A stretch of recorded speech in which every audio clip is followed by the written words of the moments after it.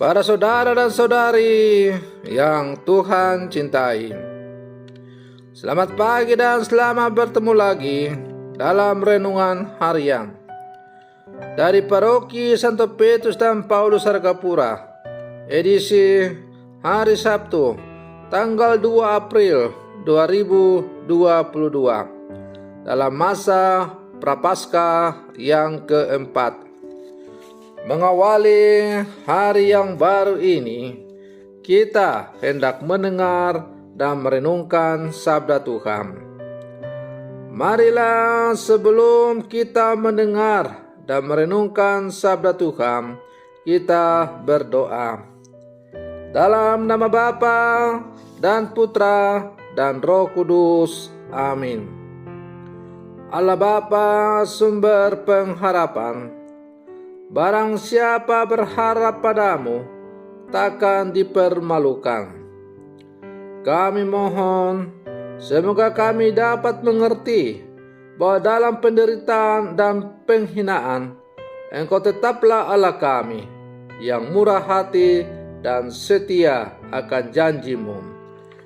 Bersabdalah ya Tuhan, kami siap untuk mendengarkan. Terpujilah Engkau, Bapa, Putra, dan Roh Kudus, kini dan sepanjang segala masa. Amin. Para saudara dan saudari yang Tuhan cintai, sabda Tuhan yang hendak kita dengar dan kita renungkan untuk mengawali hari yang baru ini, hari Sabtu dalam masa Prapaskah yang keempat, diambil dari Injil Yohanes pasal 7 ayat 40 sampai 53. Tuhan bersamamu. Inilah Injil Tuhan kita Yesus Kristus menurut Santo Yohanes. Sekali peristiwa, Yesus mengajar di Yerusalem. Beberapa di antara orang banyak yang mendengarkan perkataan Yesus berkata, "Dia ini benar-benar nabi yang akan datang." Yang lain berkata, "Ia ini Mesias." Tetapi yang lain lagi berkata, "Bukan, Mesias sudah datang dari Galilea." Karena kitab suci mengatakan bahwa Mesias berasal dari keturunan Daud dan dari kampung Betlehem, tempat Daud dahulu tinggal. Maka timbullah pertentangan di antara orang banyak karena Yesus.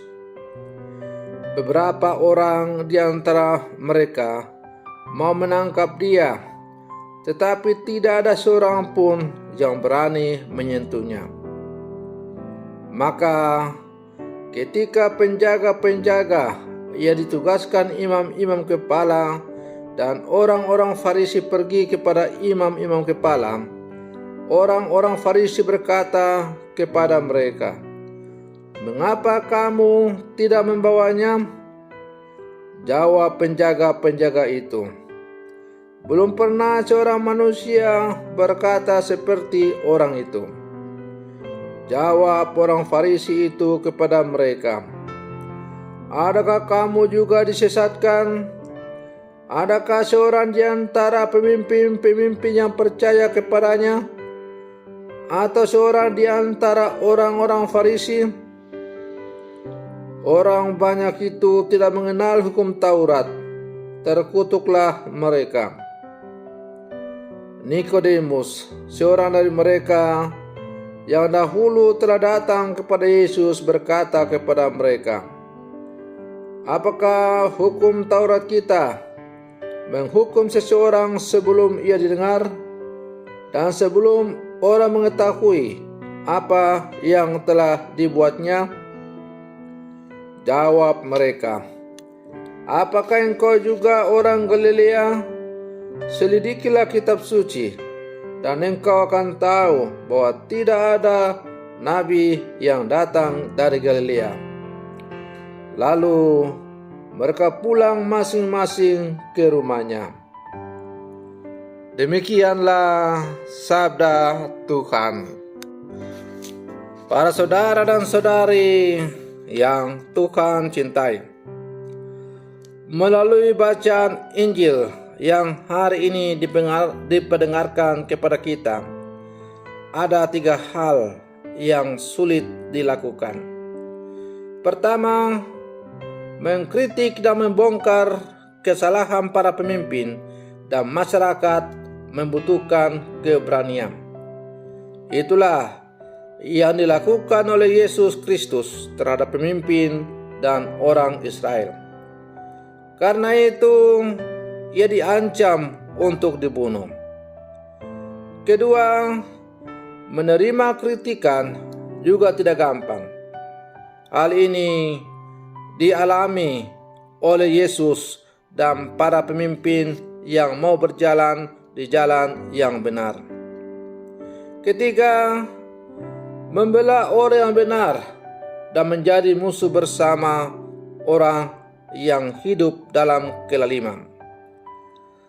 Para saudara dan saudari yang Tuhan cintai, membela orang yang benar dan akan disingkirkan, hal ini dialami oleh Nikodemus ketika ia berusaha untuk membela Yesus yang selalu mewartakan tentang kebenaran. Ketika hal ini menjadi syarat untuk kematangan seorang pribadi, satu masyarakat, dan sebuah bangsa dalam menjalani kehidupan. Keberanian untuk mengkritik dan menerima kritikan serta membela apa yang benar membutuhkan kekuatan ilahi dalam diri. Para saudara dan saudari yang Tuhan cintai, tugas seorang pewarta kebenaran atau seorang pewarta Yesus Kristus adalah membawa kedamaian pada konflik, tetapi juga membawa konflik pada damai palsu di mana ada ketakutan karena penindasan dan kekerasan.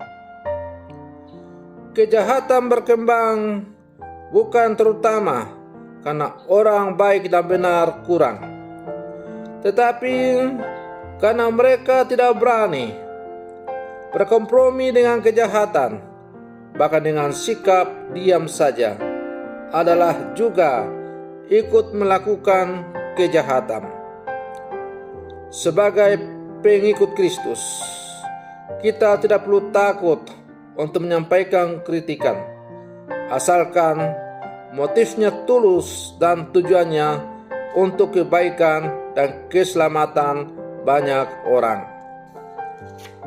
Para saudara dan saudari yang Tuhan cintai, maka dipanggil menjadi murid Yesus berarti dipanggil dan diutus untuk selalu mewartakan tentang kebenaran dalam seluruh kehidupan. Meskipun untuk itu ada banyak tantangan, rintangan, hambatan, bahkan juga mungkin ancaman yang mengganggu bahkan mengancam keselamatan nyawa kita, seperti yang dialami oleh Guru Agung kita Yesus Kristus itu sendiri. Akan tetapi, kalau betul-betul kita sungguh-sungguh mau menjadi seorang pewarta kebenaran seperti yang telah dilakukan oleh Sang Penyelamat Tuhan kita Yesus Kristus, maka berbagai tantangan ancaman yang dihadapi oleh seorang pewarta kebenaran tidak akan pernah membuat dia surut takut untuk terus bertahan mewartakan kebenaran. Pada akhirnya, entah lambat atau cepat, yang namanya kebenaran itu pasti akan menang. Nah, para saudara dan saudari yang Tuhan cintai, Hari Raya Paskah sudah diambang pintu. pesta kebangkitan Tuhan yang juga adalah pesta kebangkitan iman semakin mendekat. Pertanyaannya untuk kita sekarang sebagai murid-murid Yesus yang saat ini hidup di sini adalah, sampai sejauh mana dalam seluruh rangkaian masa retret agung kita yang sebentar lagi akan berakhir ini, kita sungguh-sungguh semakin menyadari bahwa kita ini sungguh-sungguh manusia yang lemah dan berdosa. Terkadang memang kita memiliki komitmen untuk menjadi seorang pewarta kebenaran dalam kehidupan ini.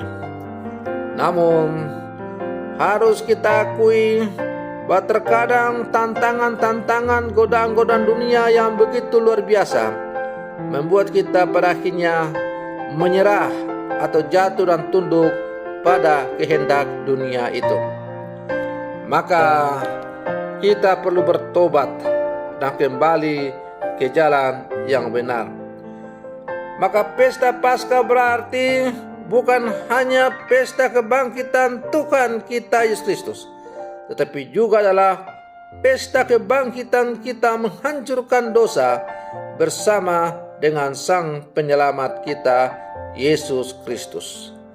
Maka marilah dalam seluruh kehidupan kita harus berjuang bersama untuk selalu memperjuangkan serta mewartakan tanpa takut, tanpa menyerah, tanpa bimbang, tanpa ragu kebenaran dalam seluruh kehidupan kita. Semoga demikian. Selamat pagi. Tuhan Yesus memberkati.